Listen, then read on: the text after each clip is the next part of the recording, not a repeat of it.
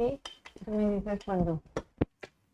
¿Ya estamos? Sí, creo que ya estamos ahora sí en línea y estamos, pues hoy es 5 de junio de 2024, en realidad no es 5 de junio porque estamos grabando este programa y por eso hoy no estamos en el Centro Cultural Elena Garro como todos los miércoles, sino estamos aquí en la oficina de Pie de Página porque teníamos que atrapar a nuestra invitada y eso solo era posible hacerlo de este modo, entonces pues ni modo, hoy nos tocó hacer este programa grabado, lo estaremos viendo en el chat el 5 de junio, ¿verdad? Así es, Dani. Pero bueno, pues estamos aquí otra vez, como cada miércoles, aunque no sea miércoles, con Edurne Uriarte. ¿Cómo estás, Edurne? Muy bien, querida Dani, pues aquí en nuestro Centro Cultural Pie de Página. Exacto. En la Escuela del Amor. Y con una invitada que logramos atrapar, porque era muy importante atraparla antes de que volara al otro lado del mundo, es Emanuela Borsachiello. Borsachiello, perfecto. Borsachiello, lo dije bien, ¿verdad? Perfecto. Muy bien, que es feminista y maestra en muchos sentidos, autora intelectual de muchos de los textos de Pie de Página y de la red de periodistas de A Pie. ¿A poco no?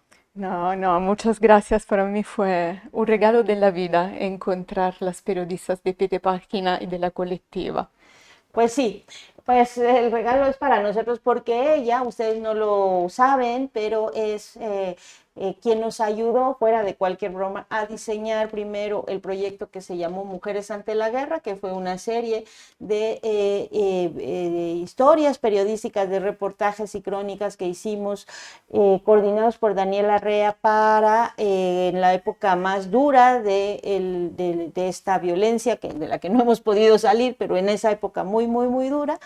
Y que intentamos hacer esta serie que era sobre cómo impactaba en los distintos niveles en la violencia contra las mujeres y que después terminó siendo un libro que se llama Ya no somos las mismas y aquí sigue la guerra porque digamos que lo actualizamos.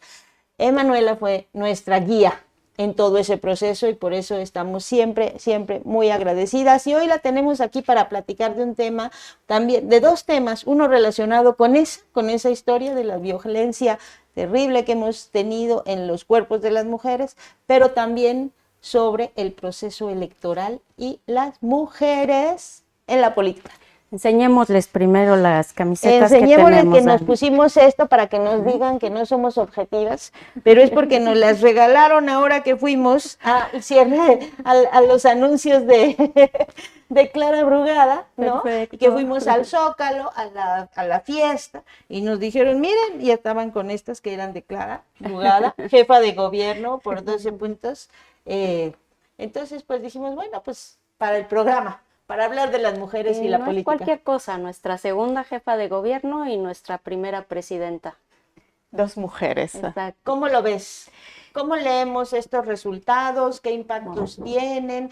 Te voy a decir que Alejandro Encinas, ahora el lunes, que hubo una conferencia en la que Clara Brugada precisamente ya dio su primer mensaje, ya como con los resultados del Instituto Electoral, Alejandro Encinas decía que esto no nada más representa un relevo generacional de cuadros políticos en el movimiento de Morena, sino también un cambio cultural profundo, decía, en el que el tema de género va a ser pues ya leído de otro modo en la sociedad mexicana. Entonces quizá con eso empiezo la pregunta. Quizá con eso empezamos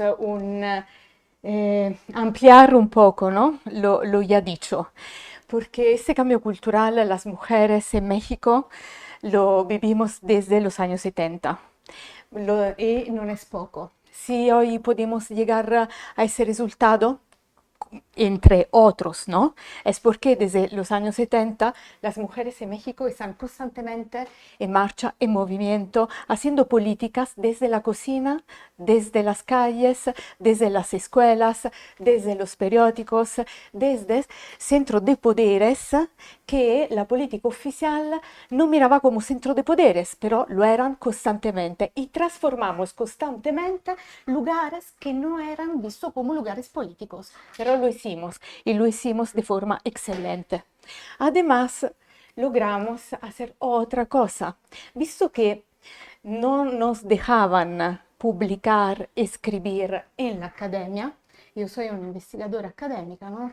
Y no solo. ¿Qué hicimos? Empezamos a publicar afuera de la academia. Y afuera de la academia tuvimos así tanta importancia que nos llamaron desde y adentro la academia. La vida de periodistas de a pie nos enseña eso. Ustedes todas estaban trabajando en periódicos oficiales, decimos, ¿no? Nacionales, pero no estaban escuchadas. ¿Por qué? Porque decían que temas como la matanza de niños no eran temas políticos, porque decían que temas como el feminicidio, que ni siquiera se llamaba feminicidio en los años 90, no eran temas políticos. Y ustedes decían que sí, y tuvieron que salir de lo institucional para volver a ser escuchadas.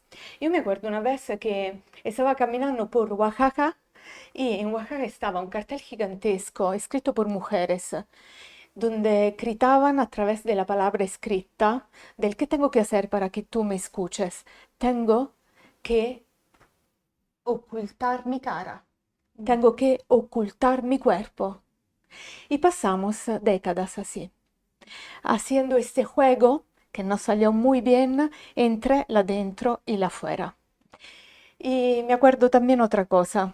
Me acuerdo que una mujer migrante mexicana, muy amiga mía, fue obligada a irse a vivir en Alemania y parió allá su nena. Y nos encontramos entre Italia y Alemania, ¿no? Viendo la televisión en Italia. Y la nena me pregunta, tía, ¿por qué aquí hay un presidente hombre? ¿Por qué? Porque ella desde cuando nació vivió en Alemania cuando estaba la Merkel durante toda la legislatura, ¿no? Y la nena tenía 7 años, entonces creció viendo solo una presidenta mujer. Y cuando llegó en Italia me pregunta, tía, ¿también un hombre puede ser presidente? ¡Qué bonito! Esa es una historia Es maravillosa. una gran pregunta. Nosotros aquí, fíjate que en uno de los cierres de campaña, bueno, estábamos ahí, ¿no? Estábamos juntas, Edurne, Sí. en el de Benito Juárez, Sí. en el que estuvieron Claudia Sheinbaum y En Clara el parque. Brugada, en la alcaldía Benito Juárez. Había un maestro de Chiapas, me dijo que venía, que tiene ya 8 años viviendo en la Ciudad de México y estaba con su hija de 5 años, a la que le compró una muñequita de Claudia Sheinbaum, así chiquita, y él estaba muy contento porque decía, a mí me alegra mucho que su infancia, o sea, sus siguientes años, sus recuerdos, van a ser de una mujer presidenta, ¿no? Entonces, esa era como un poco la historia, ¿no? Y él decía, él va a crecer y va a tener su infancia con la imagen de una mujer en la presidencia. Y luego, bueno, pues también era la jefatura de gobierno porque va a vivir aquí, en la Ciudad de México, ¿no? Entonces, son esas historias que de pronto parece que son como no tan relevantes, pero cómo impactan también en las vidas de las niñas, ¿no? En el imaginario de una niña, yo decía, pues, por ejemplo, mi mamá que nació hace 80 años, nació en una época en la que las mujeres todavía no podíamos votar, ya no digamos llegar a ser presidenta, las mujeres no podíamos votar, no nos consideraban personas que pudiéramos tener agencia o capacidad de elegir a los gobernantes, ¿no? Y ahorita, ¿no? Las niñas van a crecer con esa otra idea, con la idea de que tú puedes ser presidenta y eso es normal, ¿no? O ingeniera o peluquera o lo que te da la gana ser. Y eso es importante, ¿no? Absolutamente.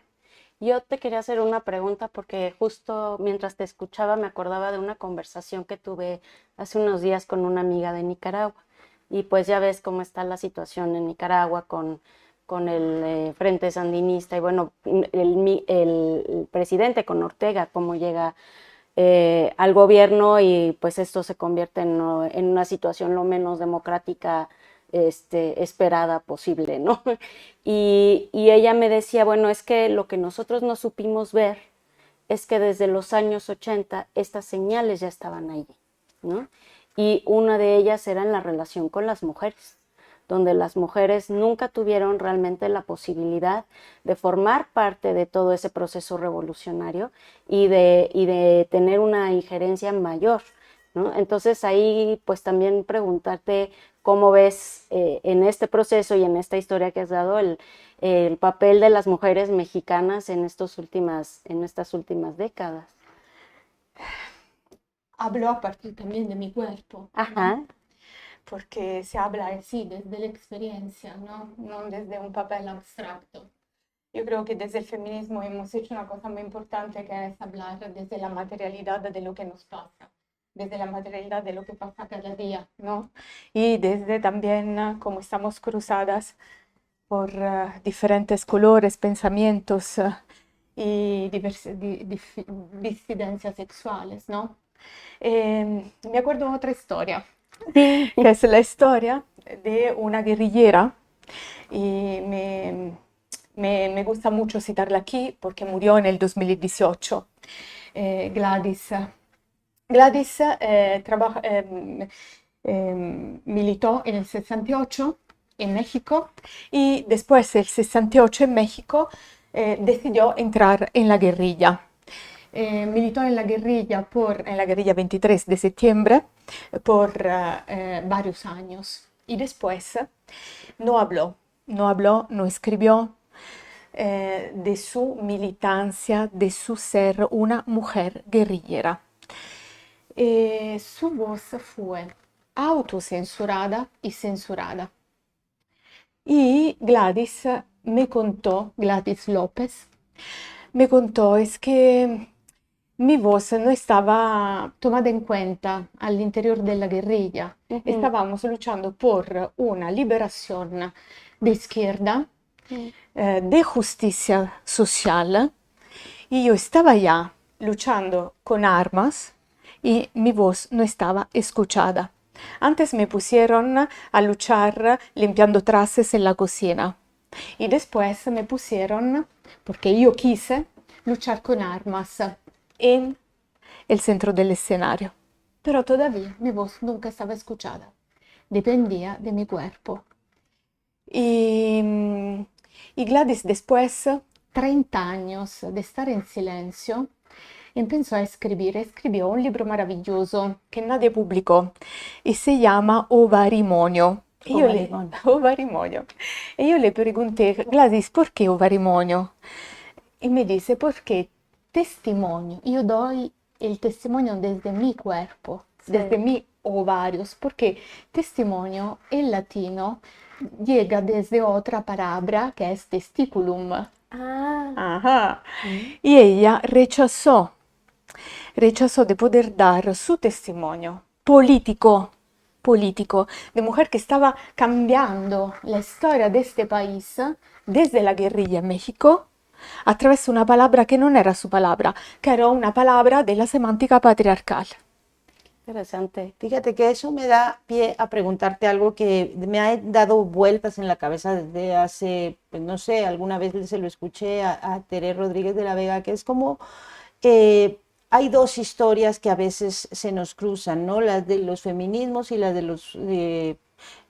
las luchas de izquierda, las de las izquierdas, y cómo en esta historia de las luchas de las izquierdas, que pues hay que decirlo, nuestras luchas sociales son sumamente machistas, ¿no? Y sumamente patriarcales, se borró la historia de la participación de las mujeres. O sea, estamos llenos de líderes y héroes patrios, héroes hombres, a pesar de que hubo mujeres y ha habido mujeres en estas luchas protagonistas muy fundamentales, que no nada más han lavado los platos. O sea, esa es una historia, o sea, como que se generaliza con la imagen de las Adelitas, ¿no? Las Adelitas, que es como todas sin nombre, todas iguales, y todas detrás siempre acompañando a los grandes héroes de la patria, ¿no? Que nos dieron libertad.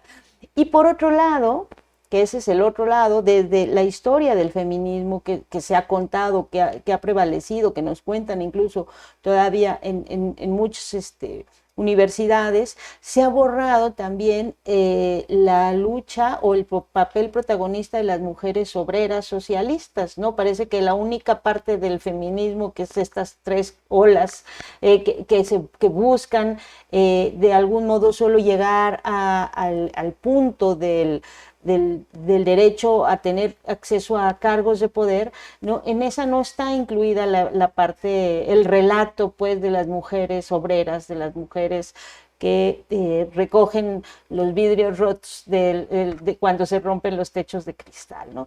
Entonces, justo eso te quería decir, porque en este caso, la nueva presidenta de México, bueno, la presidenta que ahora está, todavía no es electa, creo que hasta que le den creo que todavía no estamos en el momento en que le dan la mayoría oficial, pero que pues ya podemos decir, pues ya está definida,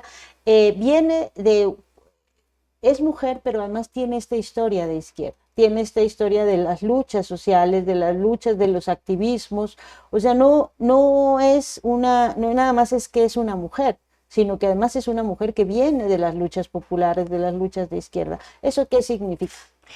Daniela, gracias para abrir esta parte de diálogo, porque siempre digo con mucha convicción que un cuerpo de mujer no es política feminista. Y lo hemos visto con mucha claridad durante esas elecciones.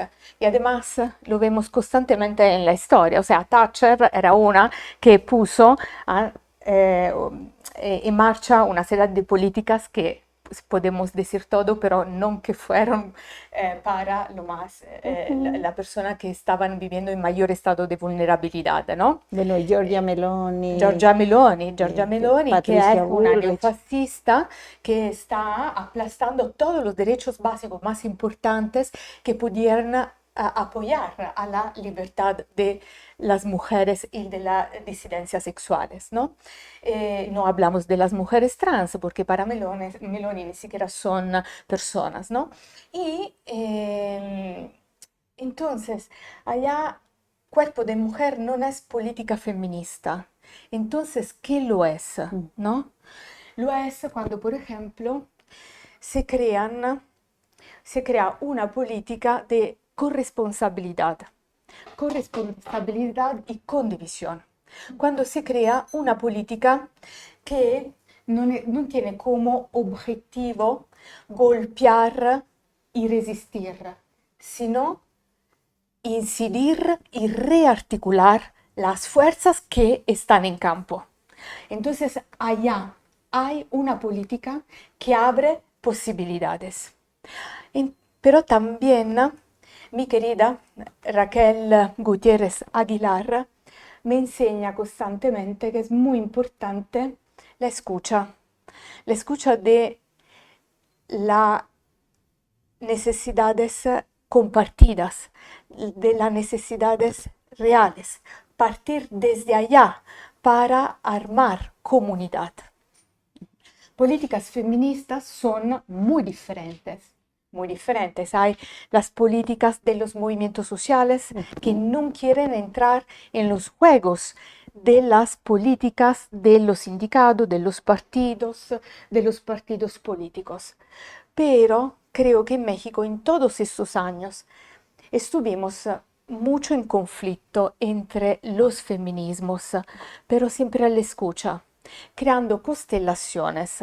Porque me gusta mucho esa metáfora de constelaciones, ¿no? Porque representa estrellas que están un poco diseminadas en todo el país, distante entre ellas, pero siempre en conexión. Entonces aquí tenemos que decir cuánto el feminismo fue fuerte, porque sin el afuera, el adentro no estuviera así fuerte ahora.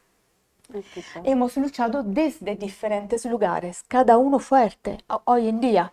Por eso llegamos a ese resultado. Y creo que la mayor posibilidad que tenemos ahora es reconocernos en respeto sin capturar el uno el discurso del otro. Y eso es una batalla de poder también, ¿no? Y en el feminismo también hay que visibilizar y contener esas posibles luchas de poder sobre los discursos feministas. Claro, pero yo no hablaría siempre en términos de batalla, lucha, ¿no? Porque al final es una, otra vez, ¿no? Retomamos palabras que no son de nuestra historia, ¿no? Entonces, ¿cuáles son las palabras de nuestras historias? Por ejemplo, justo la que usé del incidir y rearticular, ¿no? Porque las mujeres no hemos solo resistido, ¿no?, a los ataques.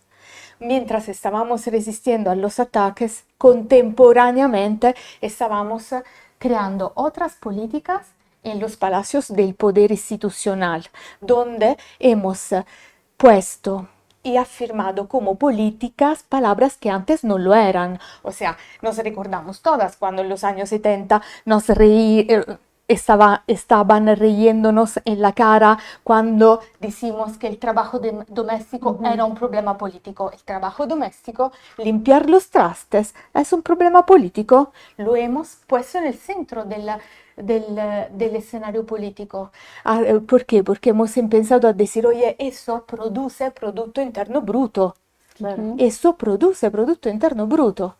Y también hemos puesto como palabras políticas palabras como el aborto. ¿Por qué es una palabra política? ¿Solo porque queremos decidir ser madre o no? No, es demasiado poco. Allá, cuando estábamos decidiendo si es ser madre o no, estábamos también luchando por una sanidad que tenía que ser pública, gratuita y universal. Cuando dices allá, ¿hablas de Italia? No, perdón, allá en los palacios donde se decidía si se podía o no despenalizar el aborto, ¿no? O sea, en los entramados del poder, con las instituciones. Entramado de poder institucional y no institucional, ¿no? Entonces, hemos jugado, ¿no?, creo, con una inteligencia política muy potente, en eso, ¿no? Adentro y afuera constante. Cada uno en su lugar, pero con vasos comunicantes. Y en eso de los vasos comunicantes, que me parece también un tema muy importante, porque es justo el asunto de cómo vas generando espacios o cubriendo espacios que puedan contar otros relatos, o sea, que te puedan contar otra historia, que no sea la de los héroes patrios, que no sea la de las, pues sí, la de los no es político, o no llores, o no, todas las cosas que nos han dicho toda la vida, ¿no? Que son las que estaban en el o sea, las que de algún modo se imponían en el relato público, ¿no? Y esto que dices, bueno, por distintos frentes hemos ido rearticulando e hemos ido cambiando ese relato donde ya el tema de los cuidados está en los discursos públicos, ¿no? El tema del trabajo doméstico está en los discursos públicos, el tema del aborto está en los discursos públicos, pero a veces parece que va un poco lento.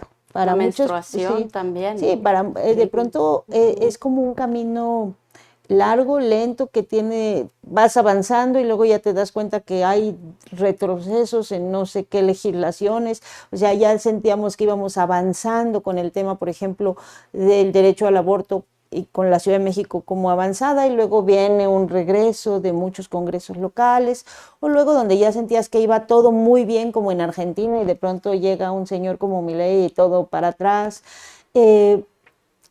Al final de cuentas, sí, no le quiero decir batallas para que no digamos que vamos a estar usando esas palabras, pero al final de cuentas sí es un camino que es doloroso a veces, que cuesta mucho trabajo y que a veces para algunas personas es como muy lento, porque mientras tienes unas reacciones muy fuertes, que de las que ahorita vamos a hablar con tu libro, que al final de cuentas terminan también ejerciendo unas violencias. Parece como que a veces la reacción es más violencia, ¿no? Quiero a esa propuesta. Lo que dirías en tus términos, incidir duele.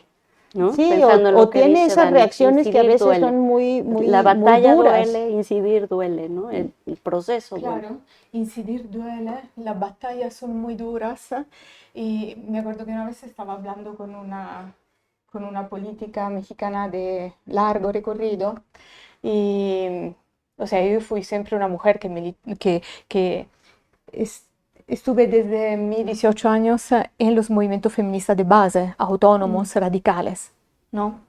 Pero al final constantemente en conexión con las necesidades de las mujeres que acompañé porque sobrevivientes de violencia. Y allá te das cuenta de cuando esta política me habla y me dice, nuestra libertad le hemos pagado cara y la estamos pagando cara, ¿no? Y la estamos pagando cara cada día. Entonces, y otra mujer académica me dice, oye, ma, en realidad los derechos, nuestros derechos, están constantemente a riesgo de pérdida. Y otra mujer llega para que yo la acompañe en un caso y me dice, yo pensaba ya de haberla ganado porque me fui de mi casa eh, intentando salvarme y salvar mis hijos y después él vino y enseñó la casa donde yo estaba viviendo como mujer libre, ¿no? Entonces, allá uno dice, ¿qué hacemos? ¿No? ¿Qué hacemos? ¿Qué hemos hecho? Porque constantemente es, lo ganamos, pero el ataque patriarcal sigue siendo muy fuerte. El ataque patriarcal, porque el sistema patriarcal sigue siendo siempre muy vigente. Por eso creo que es muy importante pensar que hay pasos adelante, hay lugares que no tenemos que dejar, pero también hay lugares que tenemos que empujar para que vayan más adelante. Por ejemplo, no sé si han paseado por Reforma, creo que sí, porque estamos a 2 pasos, ¿no? Ujú. Y a un cierto momento se tuvo la idea, ¿no? De construir, cioè de crear equidad entre la historia de los hombres y la historia de las Sí, mujeres. paseo de El, las mujeres. el paseo de las mujeres. Que está muy bien, pero el problema es seguir usando un relato histórico que no nos representa.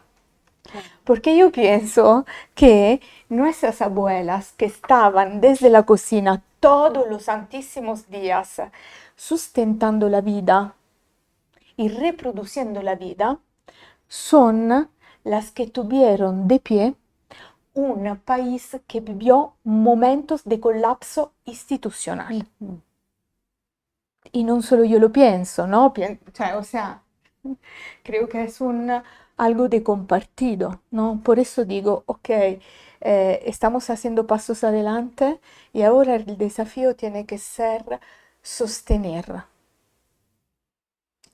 Eso me lleva ahora sí a esto que queremos presentar. Queremos presentarle porque está así como después vamos una presentación, pero es un libro que nos acaba de traer Emanuela y que está recién salido del horno y la imprenta y que se llama Resistimos, el feminicidio y la telaraña de poderes, que está editado por la editorial Bajo Tierra y que se puede encontrar en la librería Vulcana, que ya muchos deben conocerla, es una de las recomendaciones de pie página de nuestras librerías favoritas de cada año y que está en la nueva colonia Nueva Santa María, ahí donde está, por donde está el kiosco morisco tan famoso, y que ahora le vamos a decir que nos cuente de qué es el producto de 7 años de trabajo de Emanuela pues en México con los temas de la violencia hacia las mujeres, ¿no? Platícanos del libro, esa era la sorpresa que teníamos hoy en la Escuela del Amor, la recomendación de este libro que nos va a contar ahorita de qué va. Ese libro es fruto de un amor hacia México y hacia mi historia con México, que fue un país que me adoptó. Y muchas veces uno tiene la gran suerte, ¿no? De poder estar en el lugar donde se siente más libre. Y México me enseñó muchas cosas, ¿no? Cuando llegué a México, yo no tenía palabras para nombrar las violencias que estaba yo sufriendo y que veía que estaban sufriendo muchas mujeres y muchos cuerpos feminizados. Y en México aprendí cómo nombrar las violencias y cómo investigarla. Y desde hace más o menos 2 décadas tuve la gran suerte de no dejar más esta tierra, ¿no? Y me obsesioné, porque también la investigación es un poco obsesión, no sé para ustedes, pero para mí es como dejo el tema, no, sigo, ¿no? Mi obsesión no fue analizar los casos de feminicidios. Para mí, mi obsesión fue volver a entender cuál es el sistema que posibilita la violencia feminicida. ¿Cuáles son las telarañas de poderes políticos que posibilitan la reproducción una y otra vez de la violencia contra nosotros? Y lo representé como una telaraña, porque sí es una telaraña. La telaraña es algo de orgánico que te atrapa y que te vuelve símil a la violencia que tú vives. Y eso es muy fácil, ¿no? Cada uno de nosotros lo ha experimentado en esos años, ¿no? Y yo viví por mucho tiempo entre Guanajuato y Ciudad Juárez. Y cada vez que no entendí cómo entender la violencia, porque para atender la violencia hay que entenderla, y cada vez que no entendía la violencia volvía a Juárez. Y las mujeres allá me han siempre enseñado una cosa, que Ciudad Juárez es también una ciudad hermosa, que Ciudad Juárez no es solo la ciudad de los feminicidios, sino que desde Juárez se empieza a nombrar la violencia. Desde Juárez empieza la lucha a nivel global contra los feminicidios. Desde Juárez se crea una modalidad no solo de visibilizar la violencia, sino de entenderla para atenderla. Eso es clave. Entonces, ese libro, antes que nada, es un libro de memoria feminista en tiempo presente, porque en esos años, y el trabajo de ustedes me lo enseña, hemos estado allá en las trincheras para resolver las urgencias, para atender las urgencias, para ver de acompañar, ¿no? Y volver a dar materialidad a cuerpos desaparecidos. Y no hemos nunca tenido el tiempo de recoger todos los instrumentos que hemos creado, y me permiten decir cada una de forma muy valiente. Y este libro quiere ser un libro de memoria donde uno abre y dice, aquí yo también estuve, yo aquí también he hecho eso, donde nadie está excluida del relato, sino que todas estamos, porque todas contribuimos a crear instrumentos para ver cuál es el sistema político que creó un sistema feminicida. Y cuando otros investigadores, ¿no? Desde lo masculino, no hombre, pero sí, desde lo masculino, ¿no? Dicen, ay, sí, el feminicidio es cosas de ustedes, ¿no? Y yo digo, no, porque desde los feminismos hemos creado instrumentos de investigación que ahora, hoy en día, ¿no? Pueden ayudar a entender todas las violencias que estamos viviendo aquí, porque desde los cuerpos de mujeres y desde los cuerpos feminizados se experimentaron prácticas de torturas, violación, mecanismos de violencia que después fueron reproducidos en contra de los cuerpos de todos en todo el país. Fíjate que escuchándote y también viendo los capítulos voy a enunciar algunos capítulos brevemente para la audiencia. Feminicidio, la potencia de la palabra, de la imagen y de la práctica. El capítulo 2, la excavación histórica. Capítulo 3, el sistema feminicida, Ciudad Juárez. El 4, las narrativas cómplices y las gramáticas de reexistencia. El 5, territorios feminicidas, Guanajuato. Y el 6, yo sí puedo matar a las que quiero. Y hay una relación entre la palabra y la violencia, ¿no? Y la posibilidad de nombrar para poder reexistir, me imagino, ¿no? Y aquí preguntaría quién es el sujeto de la palabra, ¿no? ¿Quién habla? ¿Qué testimonios? ¿Qué nos encontramos aquí? Tu voz. ¿Cómo es? ¿Ovarimonios? ¿O qué? Ovarimonios. ¿Qué ovarimonios? Esa es la palabra del día. ¿Qué ovarimonios encontramos? ¿No? Solo una cosa, porque antes no dije una cosa muy importante. Al final lo publicamos el libro de Gladys, ¿eh? Que Eso bien. palabra, ¿En dónde Su lo palabra está encuentras? viva en Tlatelolco. Lo publicamos gracias al proyecto de M68.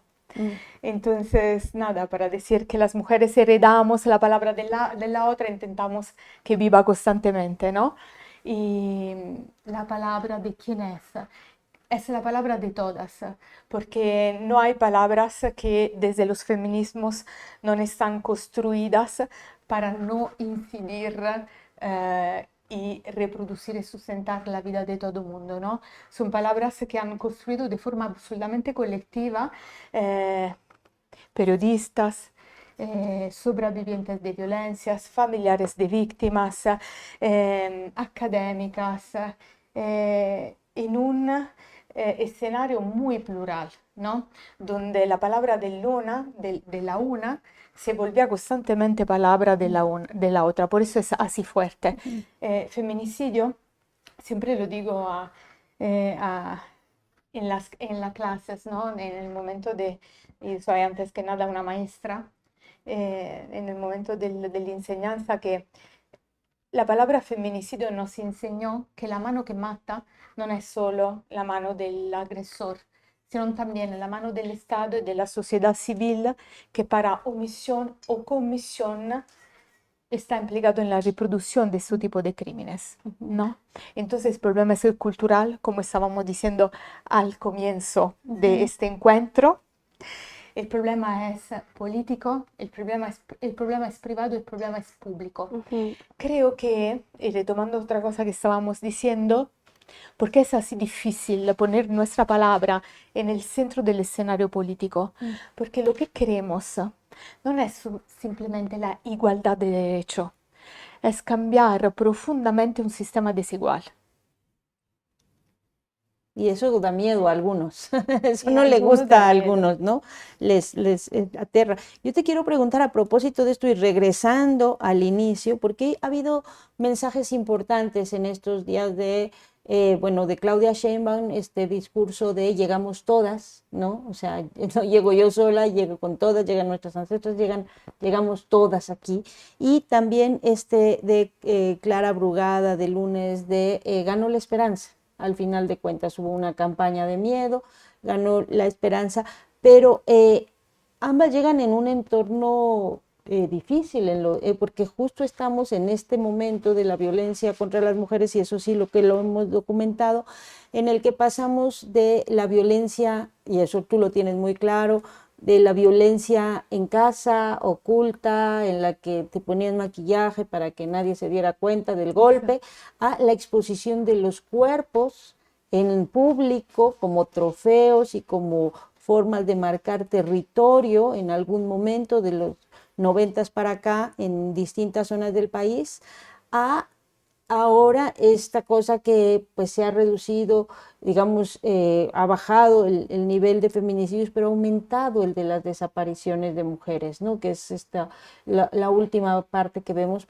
y volvemos a la invisibilidad del cuerpo, de la agresión, no sabemos dónde están.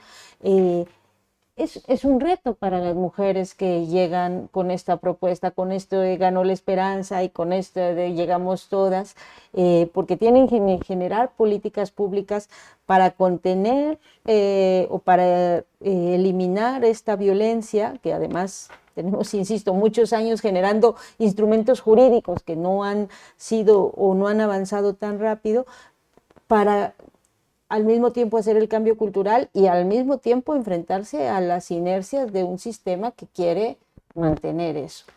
¿Cómo lo ves? Que allá no llegamos todas, que allá tenemos la posibilidad de llegar todas, pero que no llegamos todas. Creo que tenemos que preguntar a las que perdieron a sus hijas si llegaron allá. Creo que tienen una respuesta diferente. Creo que tenemos que preguntar a las madres y a los padres de Ayotzinapa si se sienten que allá llegaron. Ellos también creo que te contestarían que quizá no, ¿no? Creo que tenemos que preguntar antes de crear una homologación que sigue otra vez no representándonos. Por lo menos sería un peligro, ¿no? Abrir el espacio, eso es importante, abrir la posibilidad. En todos esos años de violencia hemos, y cito nuestras queridas Daniela Rea, Paola Mónaco, Marcela Turari, hemos perdido las palabras. Y ahora es un momento en lo que estamos volviendo a ver cuáles son nuestras palabras políticas y a ponerla en juego de forma potente. Estamos en un momento en lo que no tenemos constantemente que correr, sino correr y poder por un momento respirar. Pero los tiempos que vienen, y eso quiero subrayarlo, van a ser tiempos muy difíciles, porque la ultraderecha está por todo lado. Milei no gana de repente. Milei gana porque hay poderes fácticos por todo el continente. Exacto. Que nos están asediando y no por casualidad la ultraderecha global eligió México hace unos meses como ciudad para su gran reunión. Exacto. Tienen dinero, tienen plan, tienen poder. En ese escenario no podemos ser ingenuas y tampoco podemos decir que somos todas pertenecientes a un proyecto político, pero sí tenemos que decir que estamos todas juntas en contra de un escenario que realmente tiene que preocuparnos, ¿no? Para ver qué más instrumentos podemos poner en campo, justo porque nunca lo fuimos ingenuas y tenemos que seguir que no siéndolo. A mí me gusta, y también pensando hacia el final del programa, esto que decías de para entender la violencia tenías que ir a Ciudad Juárez, ¿no? Pero era un juego como para actuar o para incidir sobre la violencia, tenías que comprender, ¿no? Entonces, este proceso que tú haces, que para ti es un referente de trabajo, estoy aquí, estoy incidiendo sobre comunidades o estudiantes o donde estoy trabajando, pero cuando ya no estoy comprendiendo me tengo que ir y tengo que hacer un proceso de comprensión. A mí ese me parece un ejercicio fundamental y no sé siquiera por dónde empezar a sugerírselo a cualquier persona, cualquier funcionario público para comprender que no estamos, o sea, diseñar políticas públicas no es cumplir con un compromiso y una meta y un indicador dentro de un periodo, sino realmente un proceso de comprensión y la política pública es ese resultado de esa comprensión. Claro, pero ¿por qué yo volví a Juárez o a Guanajuato, ¿no? O a Guanajuato, porque en Juárez antes y en Guanajuato también hay el Producto Interno Bruto más alto de todo el país. En Guanajuato, la zona del Bajío, la conocen ustedes mejor que yo, pero hay el Producto Interno Bruto más alto del país, que además en Guanajuato crece del 4% cada año. Pero hay los porcentajes de violencia más altos de todo el país, pero hay los porcentajes de desapariciones y feminicidios entre los más altos de todo el país. Entonces, ¿cuál es el truco? El truco es el truco neoliberal. Hay una política que es una política ambigua, ¿no? Donde por un lado te dice que disminuyen los niveles de pobreza, pero por el otro te está diciendo todo el rato que están aumentando los niveles de desigualdad social. Entonces, es muy importante ver cuál es el modelo económico que reproduce violencia para no reproducir este mismo sistema económico. Tener un trabajo como lo tienen las mujeres en las fábricas de Silao no significa tener un trabajo digno. Claro. Tener una vida en constante reproducción de chapas, pantalones,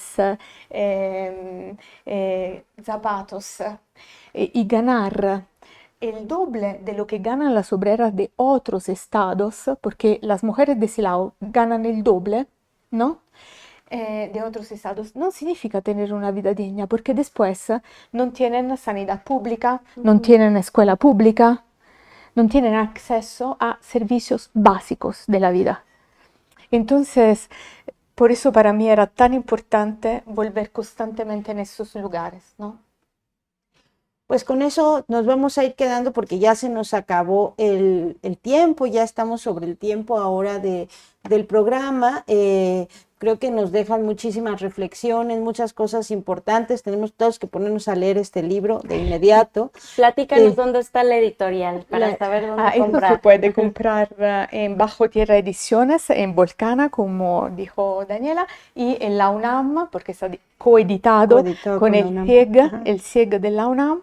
Entonces, gracias. Pues hay que buscarlo, ¿no? En línea, Reexistimos, de Emanuela Borsaquielo, y seguramente está en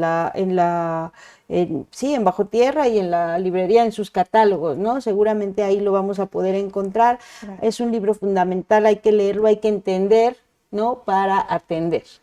Con esa frase nos vamos a quedar porque es con lo que vamos a estar todo el tiempo también revisando y mirando cómo vamos construyendo en colectivo, cómo vamos incidiendo también, ¿no? Como bien decías, y rearticulando, ves cómo nos estamos quedando con las frases correctas, con las palabras correctas para la agenda de trabajo que podamos tener aquí en la Escuela del Amor. Y bueno, nosotras nos despedimos, ¿no? Y cuando lean, Dani, busquen su ovarimonio este libro, porque la voz es la de todas, entonces ahí debe estar también un testimonio nuestro. Seguramente que ahí va a estar algún testimonio de nosotras. Nosotras nos vemos la próxima semana en la siguiente emisión de la Escuela del Amor.